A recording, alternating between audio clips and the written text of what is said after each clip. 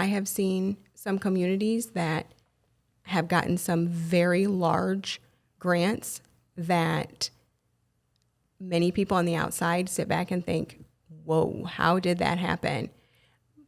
But they had everything lined up. They had their funding, they had their partnerships, they could tell the story. And then I have seen other communities that, they just win, and they constantly have new money rolling in.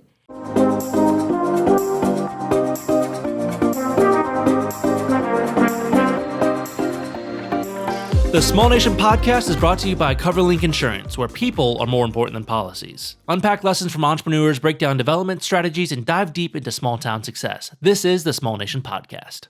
Hey guys, it's Jason Duff. Welcome to the Small Nation podcast. I am in the studio today with two amazing ladies, co-founders of Thrive Community Partners, Sarah Stevens Krupp and Renee Smith. Welcome to the show today. Thank you so much for having us. Yeah, I think we met probably around 10 years ago. We are super young, by the way. Everyone, of course, knows that. Yes. But we, I think, met touring Fostoria, Ohio, which I want to hear a little bit about Fostoria, how you guys met, how everything got started with this friendship that turned into a business partnership. Sure. Okay. Who wants to go first? I'll start. Okay. So I started working in Fostoria in 2012, and I started as a part-time grants writer. Yeah. And I did that for about 2 years, and then there was an opening as running their economic development. Okay. And so I applied for that, and they saw some potential in me. So I moved into that role in addition to the grants writing. And I had probably been in that role maybe a couple months, and they were looking for a new chamber director. Okay. And Sarah's name came up because she had been in Fostoria previously, and they were talking about, do you think we could bring this Sarah Stevens Krupp back? And I thought, who is this woman? And so a couple people reached out to her, and she entertained the idea and came in and met with me to get the lay of the land, and that was the first time we met. First impressions, what did you think? I was really impressed with Renee, to be honest. Like Renee had said, I had been the chamber director in the community prior to for about 3 years. Took a little hiatus. My life plan was very different than how my life actually Tell me went. about it. In the best way possible. We make plans, God laughs, and, things happen. So I had never intended to go back into community work and to go back to the chamber. So when Renee said, a couple people had reached out, I kind of laughed and thought, no. So I asked a series of questions about the state of the organization, leadership, some things like that, to do some due diligence. And they said, you should go meet with Renee. And so I went into the office and I had a conversation with Renee. And, first impression was great, but really still had a lot of questions, wasn't sure, that kind of thing. But no, it was a great first impression. But there's a lot of stories that built the friendship on top of that working together. So for people that maybe don't know and they're hearing Fostoria, is it called Fotown? It is. As someone knows, I spent some time up in Findlay and Hancock County, and Fostoria, it's got a long legacy and history. Tell us a little bit about what county is it in? Give us a little perspective, the size of the community and its history and what makes it unique. Sure. So the interesting thing about Fostoria is that it sits in 3 counties. So it's located in Seneca, Hancock, and Wood County. The bulk of it sits in Seneca County. Okay. So that right there makes it a pretty unique community. It is in 2 ODOT districts. They deal with 9 county commissioners, multiple state representatives, state senators. It's a very unique community. It has a population of about 13,000, and it has a history of being very heavy industry, a lot of automotive and manufacturing, and took some very big hits in the 80s and 90s, losing a lot of industry that really the community has struggled to bounce back from. So when you guys met, what was happening in Fostoria at that time? So you became the chamber director and you were working in grant writing and economic development. Give us the lay of land at that time. What was the state of affairs? I have to say, I think the community was on the verge of a lot of changes at the time. They had a new mayor. Okay. And a new administration, a new way of doing things. You had a lot of business people that were kind of coming back to the community to get involved in some of the family industry and some things of that nature. And so it was really the start of, I think, a small revitalization initiative there in Fostoria about that time. What do you think when you met each other and you started working together? What did you realize what strengths complemented each other about how you work together? So I'll speak and I'll talk about Renee because she loves it when people talk about her. But I would say her superpower is being able to see big picture and develop strategy, always knowing the right next step and who you need to talk to and doing that. So that is definitely her strength. It's what I saw right away, but it's also her willingness to build partnerships and to really understand that collaboration is key if you're really going to drive positive change and move communities forward. And how about for Sarah? So with Sarah, she is so good with people and she truly listens to them and she's not afraid to get in the trenches and do the work with somebody. So many times, we see people that will come in and they'll talk a good talk, but they don't necessarily get down in the dirt with you. And Sarah will do that. And she makes it look effortless. And I always tell people this, she is good cop and I am bad cop. So we do say that a lot. Yeah. But when I get bad cop, people get really, really scared. Well, you need that yin and yang of the complementing things and what maybe your strengths is maybe not something you enjoy doing. You could do it, but it's finding those connections. And can you speak a little bit of some of the projects in Fostoria that you were uniting those superpowers to get momentum on? I would say co-starters would be a good example for you to give. Really, one of the biggest things that we really embarked on together was trying to build an entrepreneurial ecosystem within Fostoria. Much like a lot of smaller communities, especially ones where industry had left, there's a lot of vacancies in downtown. Right. And downtown really is kind of that thermometer for a community, whether we realize it or not. People look at the downtown and they gauge the community health based on a downtown.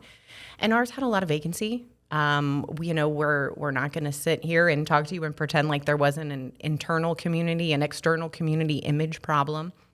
So we knew that we really had to build that ecosystem in a grassroots way because we were in 3 communities. We're not the county seat of any of them. Right. So we had to do a lot of things on our own. So we just really worked on a lot of creative ways to identify people in the community that were entrepreneurs that maybe didn't realize they were. And then we found just a wonderful resource in what's called Co-Starters. And Co-Starters is a wonderful organization. It's now FinSync Co-Starters, but it's a wonderful curriculum that helps people basically take an idea and put it into action in a 10-week span. So it's very, very applicable. I kind of like to say in the best way possible, it's like getting an MBA in an 8th grade kind of digestible way. Everything's very simple. So in that, we teamed up, we brought co-starters to the community, and we really saw it make a dynamic, positive change by infilling those vacant businesses, but also really spreading positive community image because people could see momentum. How do you in a community build that entrepreneurship ecosystem when, like what you said, is some people don't look in the mirror and recognize that they're an entrepreneur? Maybe they have those limiting beliefs. It's like, I don't know where I'd have the courage to find a mentor, or I don't know how I would get access to funding for my project, or how would I even find a building to lease? How do you help nourish that and find those people in a town? Well, I think our struggle was we had to go back even further. We had to figure out who were kind of the makers and the people with that mindset that they didn't realize they had it.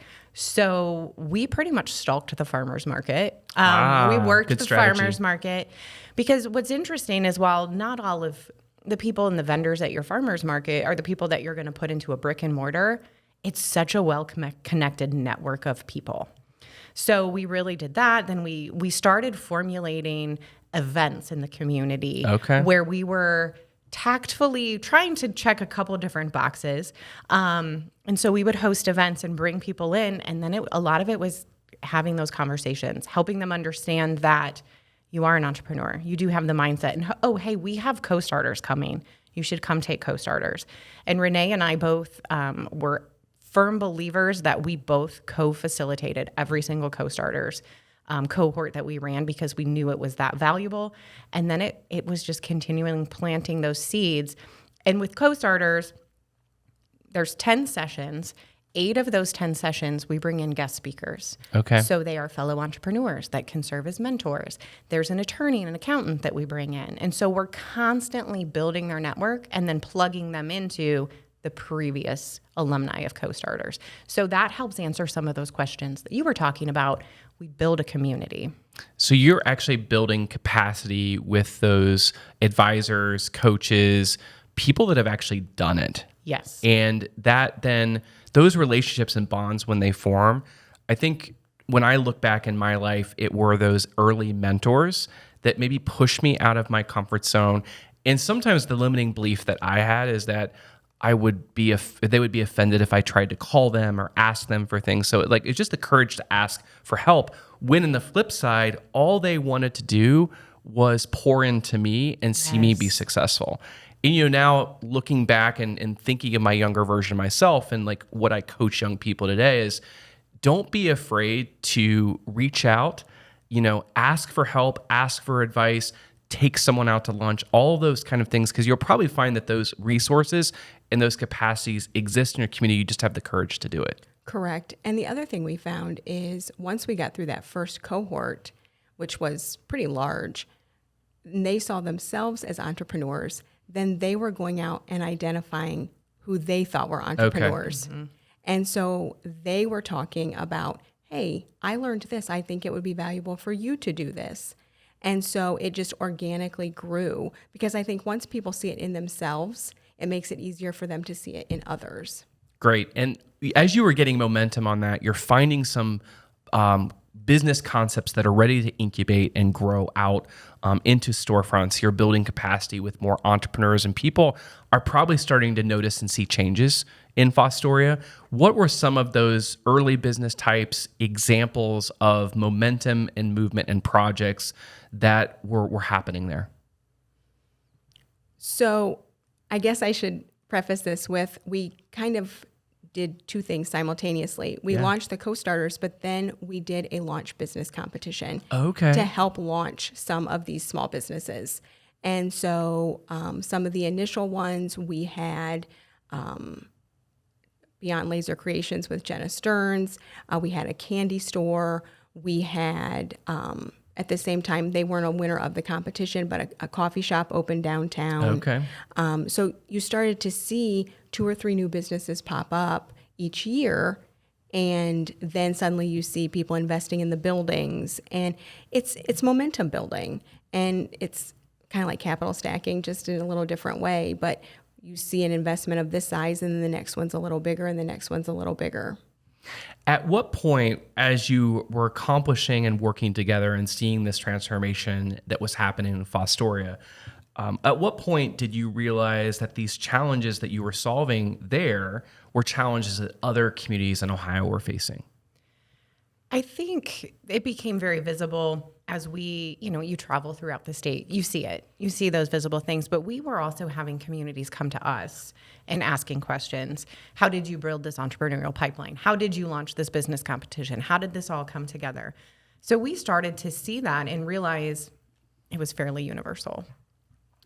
And at the same time, the city of Fostoria was winning some pretty sizable grants and some things like that. And so they were coming to us and saying, well, how did you pull these partnerships together? How did you get this kind of funding? And it really made us step back. And I think we really started talking about opportunities we were seeing during COVID because everything kind of got so wonky. And then it was, between the 2 of us, we bring different things to the table. And we are very passionate about rural communities. And they're often the communities that are underserved. They struggle with capacity. They struggle with funding. And so we continued to talk about it for a couple of years, and then, we launched. You launched as in creating your own company, your own consulting firm called Thrive Community Partners, leaving your careers that probably were very good, very stable. Sounds like an easy decision to do. No. Sure. No. Sure. Yeah, bold decision, right? I have to say, Yeah. we opened our official business in December of 2023, and we were very transparent about it with our executive team. And they were very supportive and said, we support you. We agree with what you're doing and what you can bring to other communities. And so then they structured it so we could stay in our current roles and do this as something on the side. And it grew bigger than we anticipated. Great problem to have.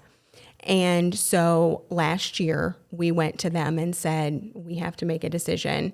And we've decided to go full-time with Thrive Community Partners. Again, incredibly supportive, continue to be supportive to this day.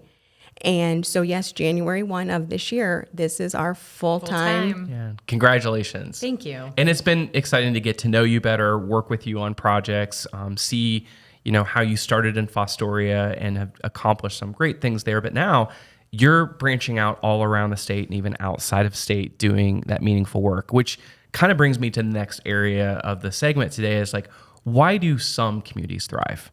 Because not all communities really are figuring out that secret sauce of the right mix of people and projects and buildings and coordination and collaboration. And so there are some that really do stand out. What characteristics consistently show up in communities that thrive?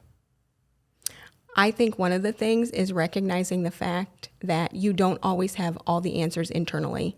Sometimes you need that third-party outside person to come in and take a look around, offer some suggestions. But the flip side of that is that community needs to be open to that feedback and those suggestions. Being coachable is a key quality. I think for any professional, like we hire employees at our company, and one of the things, a part of our hiring process is finding out and really assessing how coachable someone is.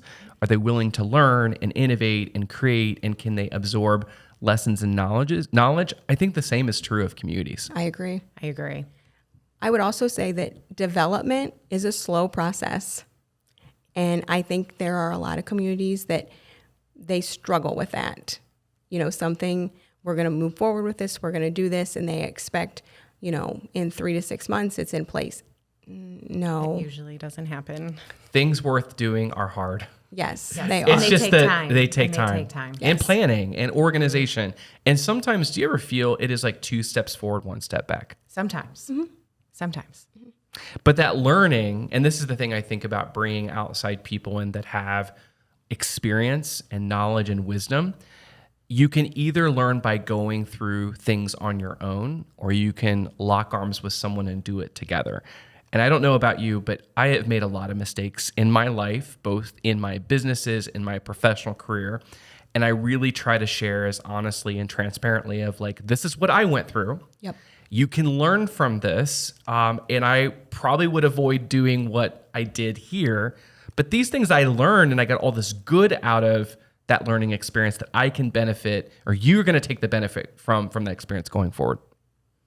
We're big advocates for work smarter, not harder. Yep. And so if you can bring somebody in alongside of you that can save you some time and save you some energy, why not do that? Love it. How important is leadership in a town? It's vital. Yes. It's key. It's key. And that leader that understands that they may not have all the answers and builds a team around themselves, and people aren't siloed. And a leader is never going to be liked by everybody. Correct. And Great so point. you really need to understand that going in.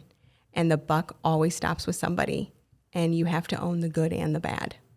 If someone's listening around that leadership role and title and they say, well, we have a really great mayor, or we have a really great chamber director, or we did have a great person that was leading city council, but we have a new council member. Like the leadership equation, Do you ever find that there is a community you go into that has the perfect leaders in their business community, their chamber, their tourism, their mayor? It's all perfect. Everyone gets along and they've got great leadership skills.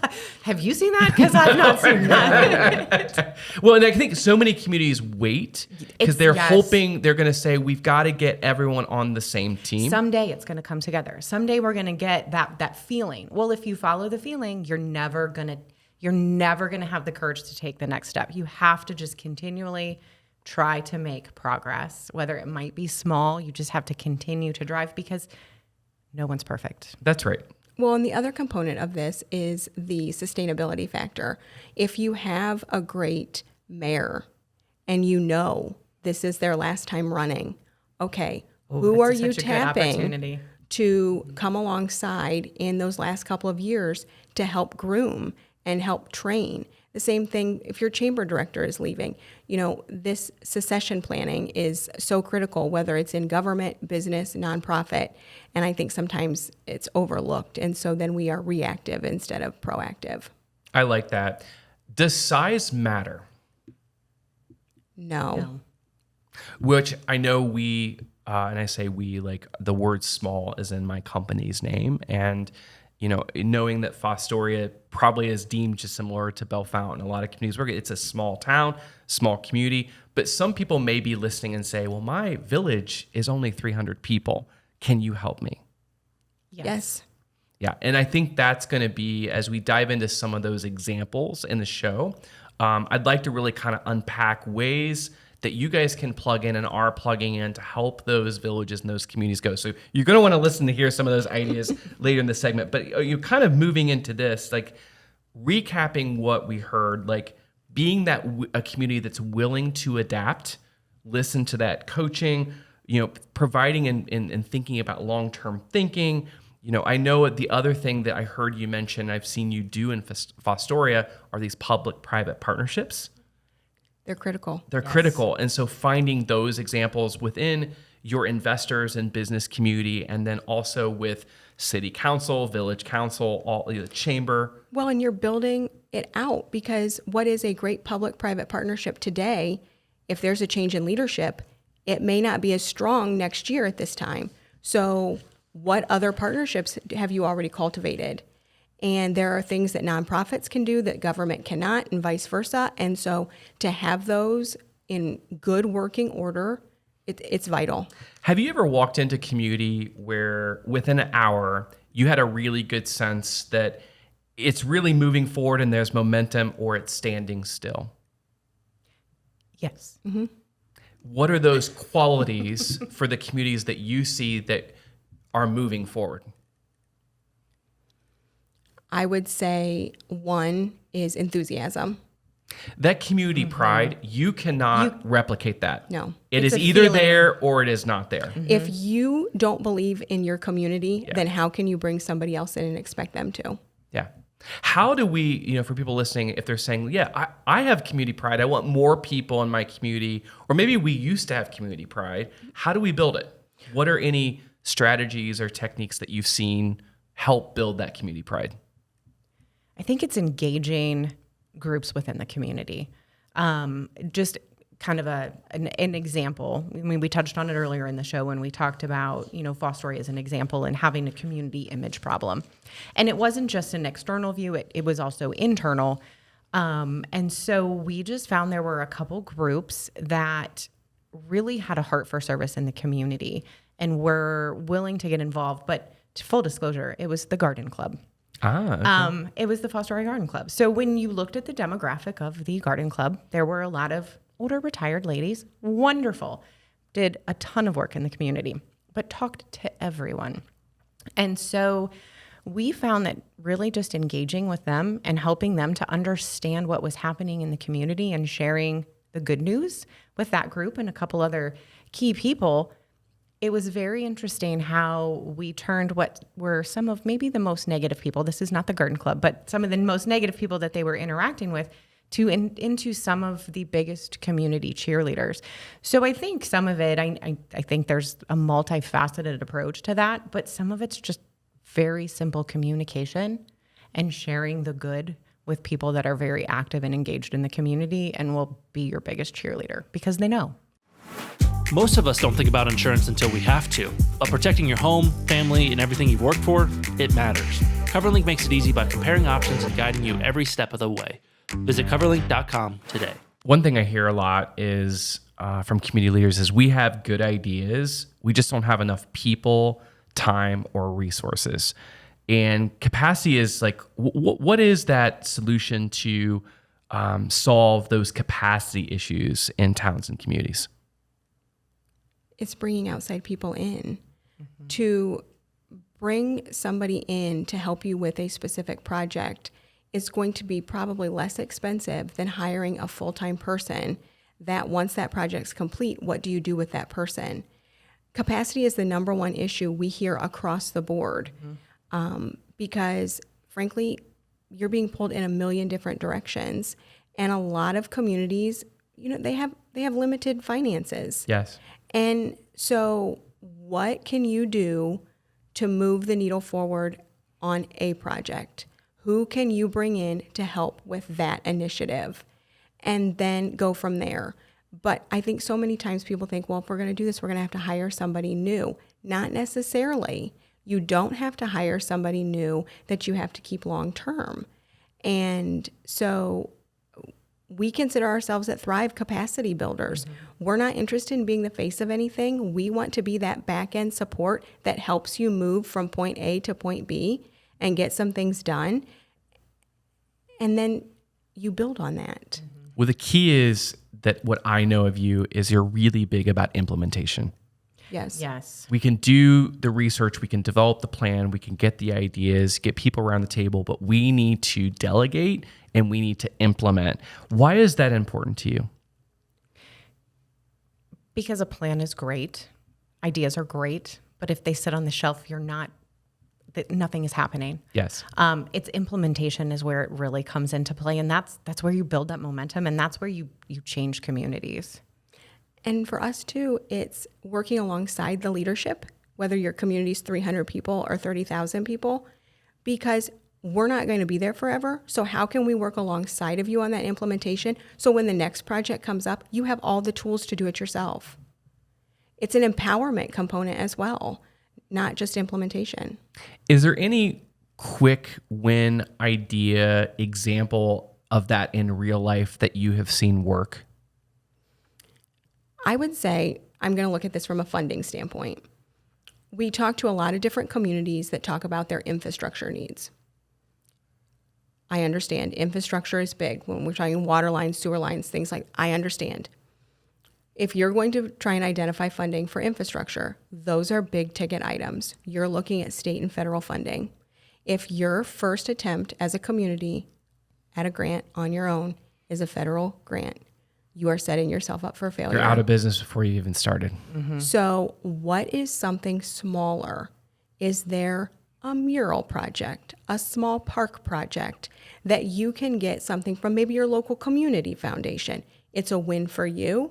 It's visible to the community, and then you build on it. Sometimes you have to look at the smaller ticket items first and build up to the bigger ticket items. Perfect segue, because one of the most common questions I get when I work with mayors and economic development professionals or even citizens within a town wanting to see their town be better is, how do I get grants? That's the $1 million question. Very large question. Well, first you have to know, this is where you can get yourself backwards.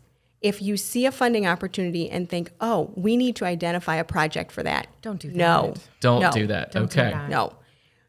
And this is where having, maybe it's not a, in-depth 200-page plan, but maybe it's some kind of just an internal action plan where you've identified 5 to 10 key things for your community that you want to see accomplished in the next 2 to 3 years.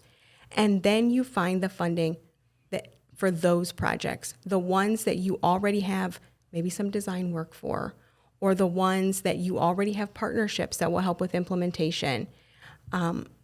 You need to look at grant funding as supplemental as well. If you are looking at grants to be your be-all, end-all, it's not going to work. Because what is one of the biggest misconceptions that people have about grants? Well, first of all, grants are not free money. They are not free money. Grants are not free money. They appear that way, but then when you have to do the reporting or there's always something that comes with them. They say strings attached, right? There are always strings attached. Yes. Some of those strings are pretty loose strings. Those are great, but there is really no such thing as free money. Is there any examples of funding today that for development or small towns that you get really excited about? Oh, there's so many. Oh, she loves the hunt. She's excited about going after any money. I live in Jerry Maguire. Show me the money. I love it. Yes. No, I like funding that you can see the results. When you look at like the Ohio Arts Council, they have all kinds of funding. If you're not familiar with those, look into those. Yes. There's so many good ones. And they're great for smaller communities. Some of them don't even require a match. You can look at, there's funding out there for your libraries. There's funding out there. We did a parquet project that I thought was going to be $12,000. It was $120,000. Wow. But that then became a music park. That then became, we did a mosaic mural in it. And, these things build. But there's funding out there,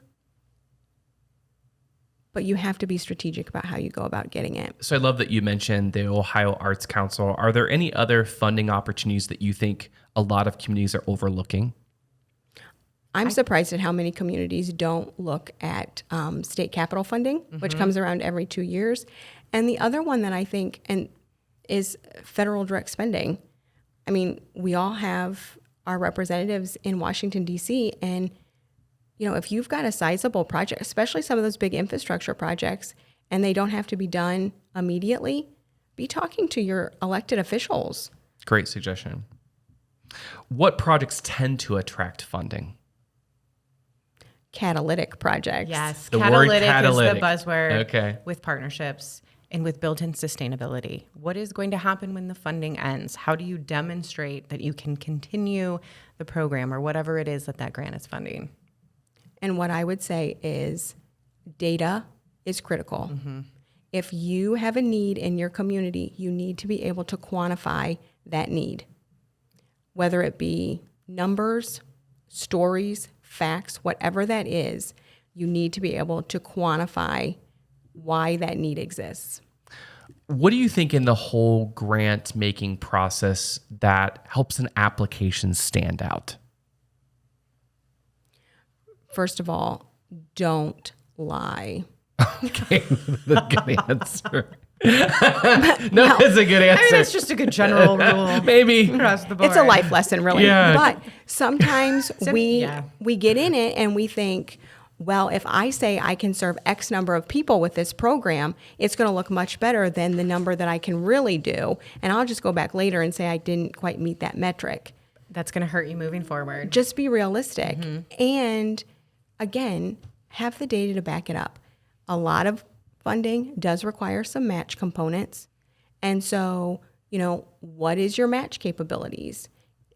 And I could go on and on about this. I'm trying to be concise in my thought process, but this is why she's an expert, by the way. But I would just say you need to be realistic in the stories that you tell. Have the data to back it up. If a match is required, make sure you have that funding available. And then be able to truly explain your project. I always tell people, nonprofits specifically, if you were at a dinner party and somebody asks you, what's the mission of your organization, you should be able to condense that and make them understand in 2 to 3 sentences. And I think the same can be said for a project. Yes. And grant writing, at the end of the day, it's sales and marketing. You are trying to convince a bunch of people that don't know you and have no vested interest in your community or your project to invest in you. And so how are you marketing the project to the community? What does that look like? Great advice. And if I'm a mayor, a nonprofit leader, or an economic development professional and listening today, where do I start?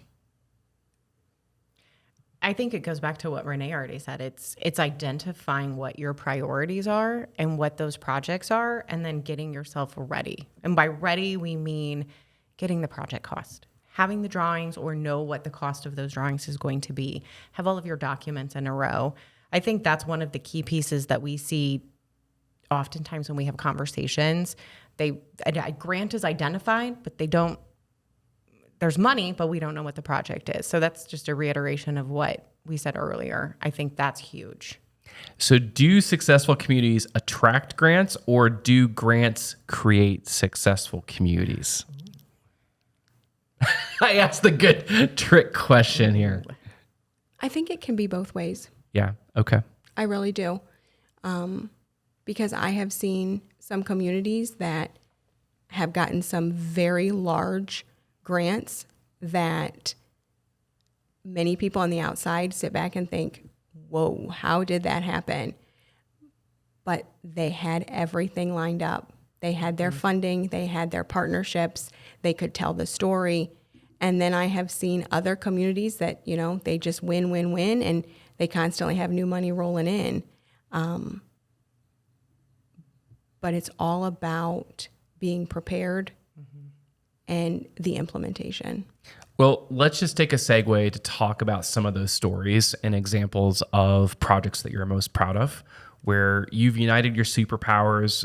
You've kind of taken some of the principles that you have unpacked on the episode today and are maybe examples of success that you can point to.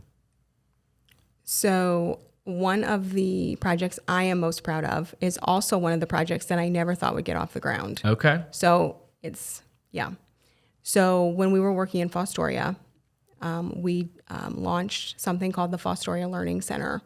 And I will never forget, it was my second day on the job as a part-time grants writer. And they told me about this idea. And of course, I'd been in the community 2 days. And I just thought, okay. Gonna be tough to pull it.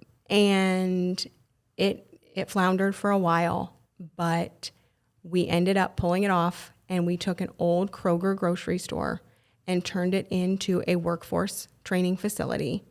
And it was a $3.8 million project. Wow. And we got capital budget funding, we got some grant funding, and then the community stepped up, the business community stepped up.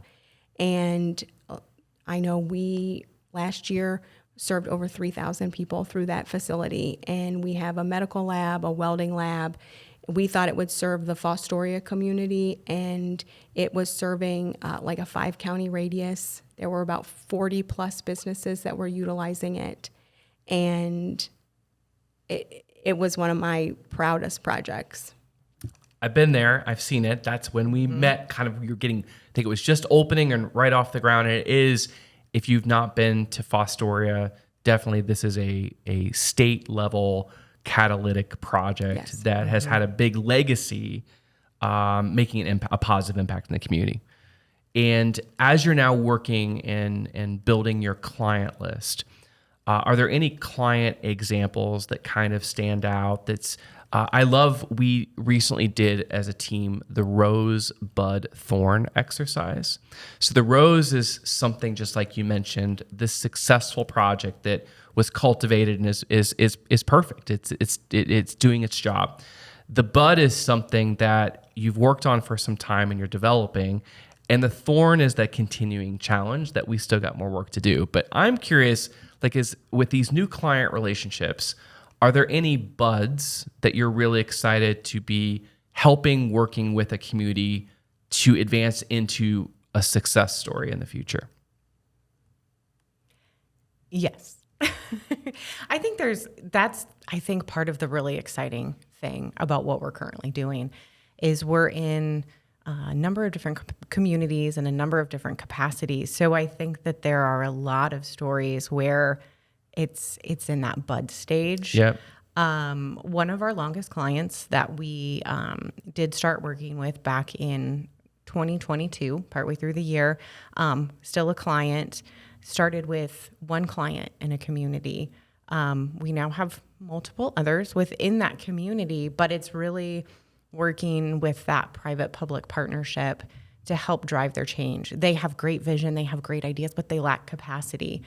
And so through that partnership, we are seeing, we were really working with one element of the community that really focused around rural health, which is interesting with our background. It was a learning curve, but that's really how we got started. Now we're working with a nonprofit and a county entity, and we've just picked up another.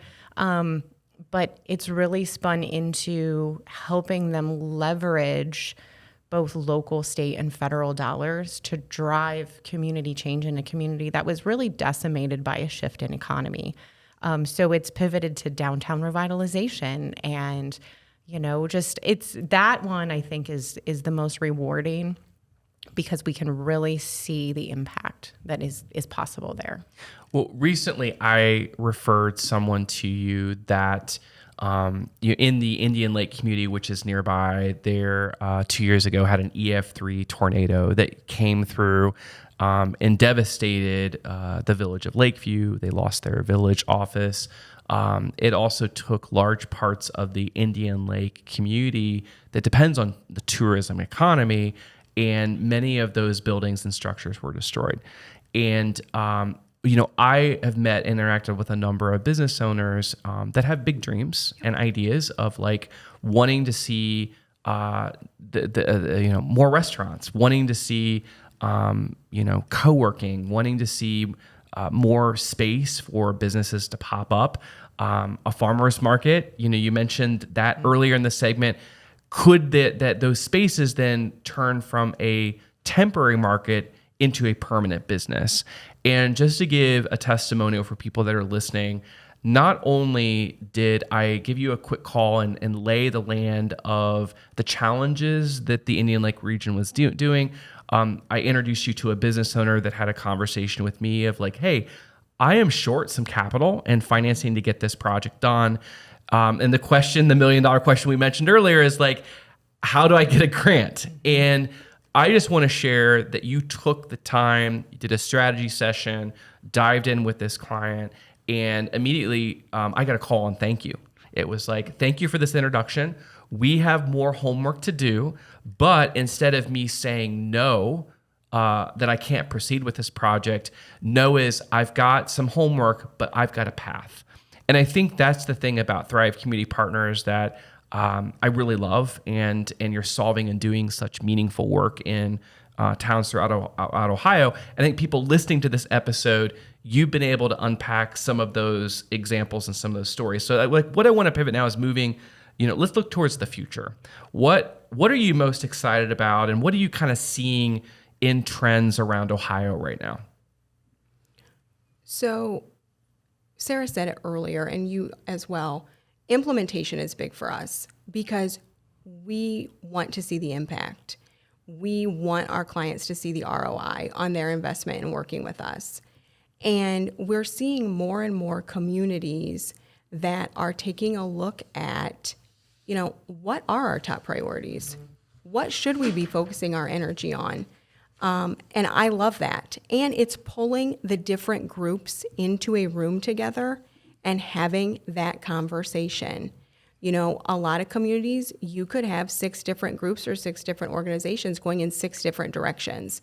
So how do you pull them all together and have those hard conversations and prioritize some of those things? And I think the other thing that I would say, social media is fantastic. I'm a big advocate for it, but it can be a detriment as well. And so use social media as a tool, use it to get word out and messaging out, but you can't take to heart the things that you're reading on social media. Well, let's just double click on that, because it has been a theme that I'm talking with a lot of folks working in economic development right now.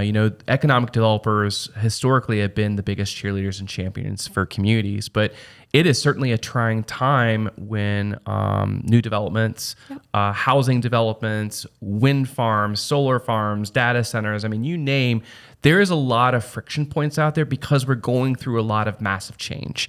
And so the point about the social media for a lot of us, and I know, Facebook was my primary tool that built my company and helped grow my community. But I would also say that the spin or the focus of that media was positive. 95% 5% positive. They're always the 5%. But it is true, today we call them Facebook terrorists. There is a lot of noise and misinformation, and I do think it's really maybe, like you say, moving a little bit offline, and let's get people talking to people again and connecting and compromising and working on good solutions. Emails, text messages, social media, all fabulous. Yeah. But I am a firm believer in a face-to-face conversation. Yeah. And I think that it goes such a long way. And the other thing I have to say is not all of these conversations are going to be easy. And if you're going to go into some of this work, you have to recognize you're not going to be beloved. Correct. Well, if you've ever made a hard decision, not everyone is going to like you. You're a lightning rod as a leader sometimes. And I think the point is like sometimes the digital age makes us more divided. And I think the pendulum is swinging back that, when that happens, go more analog. Yes. Let's go old school. Let's come together. Let's meet up. And I do like this whole kind of town hall. Let's bring people together, have conversations. We have to teach people you're not going to walk out of that meeting being like, we are all agreeing on this. Well, that's very unrealistic. That's right. But how many times have you called somebody back and when you go to hang up the phone, they say, thank you so much for calling me back? And it's a simple courtesy, but it's been lost along the way where people don't return calls. A lot of times people just want to be heard. Mm-hmm. That is so true. Well, this is one of my favorite parts of the show. We're moving to lightning rod. Yes. All right, here we go. Lightning round. Let's do this. So every community needs more blank. Workers. Doers. Oh boy, I was going to say money. Those are both really good ones. So workers and money and capacity. We talked about that earlier. So that's a big one. The biggest grant myth is blank. It's free money. Free. Yeah, It's not. You hit that earlier in the segment. That's a great point. The most overlooked opportunity in Ohio is The Jobs Ohio pre-planning grant. Oh, they're going to love that. Oh, yes. Give our friends at Jobs Ohio a Yes. shout out. So the Vibrant Community Pre-Planning Grant is available on their website. You can see if your community qualifies. There's a Yes. listing of counties, cities, villages. So definitely check out the eligibility. But they've recently changed that eligibility They and have have. added a number of new communities, Yep. right? Yep. So that is definitely, we'll put a little star and we'll give our friends at Jobs Ohio a shout out for that. Yes, and pre-planning is great because it can set you up for the vibrancy grant, which is great for buildings. There you go. Great point on that. Economic development is really about blank. Everything. It really has changed true. so dramatically.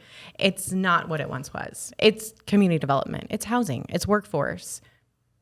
All encompassing. I love it. There you go. All encompassing. Every mayor should focus on. That's a tough one. One, I've never been a mayor, so I don't want to speak for the elected officials. So we've had, I think now I've had to check, we probably had 8 or 9 mayors on the podcast. So Did you ask him this question? so every mayor, I think you covered about the criticism, needs to be able to accept criticism. Yes. Have thick skin and be okay with it. Yep. So that's a good a Okay. good one. The future of small towns is Epic. yes, I love that. Epic. I was going to say bright, but now it seems very lame. Thank you for saying epic. Good job. Well, truthfully, these tertiary markets outside of the bigger cities, a lot of the themes of guests we have on the show is they talk about the quality of life, the safety, and the affordability. So I do think it is an epic time to be a small town developer, small towns consultants, and that's why you're on the show. So thanks for agreeing with that. The last one we'll wrap up here is the best community leaders always. Willing to listen, especially to differing viewpoints and opinions. I like that one. That's a really good one. It is. So closing question, ladies. Great episode. Appreciate you really sharing a lot of your knowledge. If someone is listening today from a 2,000 town community, maybe they say they're 5,000 or it could even be 20,000 people, someone who wants to create positive momentum in their community, what is one thing that they can start doing tomorrow that will make a meaningful difference 5 or 10 years from now? I'm going to just say, get involved. I don't care if it's getting involved with a local service club or organization, but I think so many people have siloed over the last few years, and I think that is to their detriment and the detriment of communities. And the other piece I would say is support local. Yes. Love that. And there's a difference between just saying supporting local, but actually shopping, and actually showing up local, be there, be supportive, go to community events. 100%. And you live it. I follow. So just to shout out, these ladies have an incredible podcast. The name of your podcast? Well, the podcast isn't around anymore, but it what was called? It was Shut Up and Listen. Shut Up and Listen. Stories. But listen, it is out there. It is still out there. Some great content there. Yes, you can still listen. You can still find it.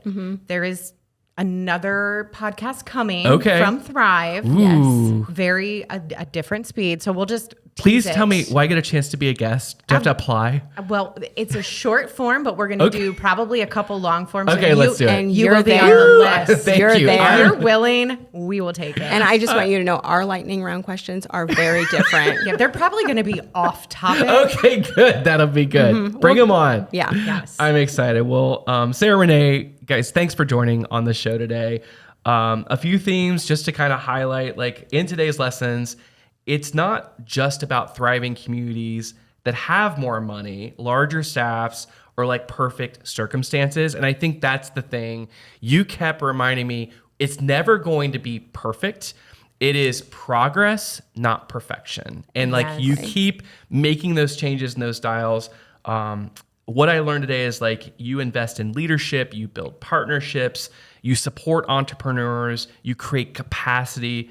And most importantly, and this is the one, just put the star, you turn ideas into plans, into action. They're not going to sit on that shelf. They're action. Yes. And communities just don't thrive because of a single grant or a single project. No. It is all of this together. But I think listening to this episode, I am excited to share this because I think you're going to help a lot more communities, a lot more people. And thank you for being such a great friend to Small Nation. Well, thank you. Thank you. And we appreciate all the work that you guys do. It's amazing. Yes. It's been so fun to watch. Boom. Thanks, ladies. Thanks for listening to this episode of the Small Nation Podcast. Be sure to follow the show for future episodes on your favorite podcasting platform.